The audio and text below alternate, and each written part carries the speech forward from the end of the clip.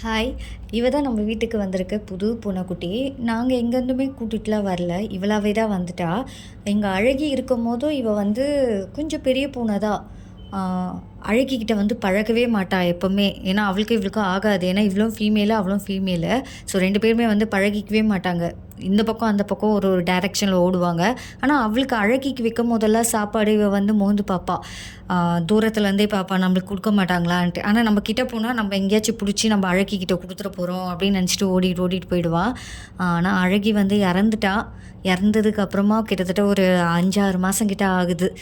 இப்போ இந்த அம்மா வந்து புதுசா வீட்டுக்குள்ள வந்திருக்காங்க. அது மட்டும் இல்ல, இந்த அம்மா கேரிங்கா வேற இருக்காங்க. நம்ம வீட்டுக்கு எப்போ எந்த பூனைக்குட்டி வந்தாலும் கண்டிப்பா அவங்க வந்து கேரிங்கா இருக்கும்போது மட்டும் தான் வராங்க. பிரெக்னன்ட்டா இருக்கும்போதோ. ஸோ அதுவே ஒரு சந்தோஷமா இருக்கு. நம்மள நம்பிட்டு வராங்க, நம்மள தேடிட்டு வராங்க. இங்க போனா கண்டிப்பா உணவு கிடைக்கும்னு நெனச்சுட்டு வராங்க.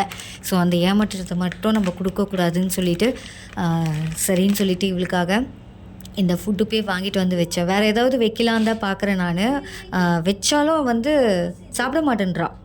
அ ஜெஸிக்கு வைக்கிற கறி சாப்பாடு இருந்தாலும் சரி, அதுக்கப்புறம் பாலு, எதுவா இருந்தாலும் இந்த அம்மா சாப்பிடவே மாட்டேன்றாங்க.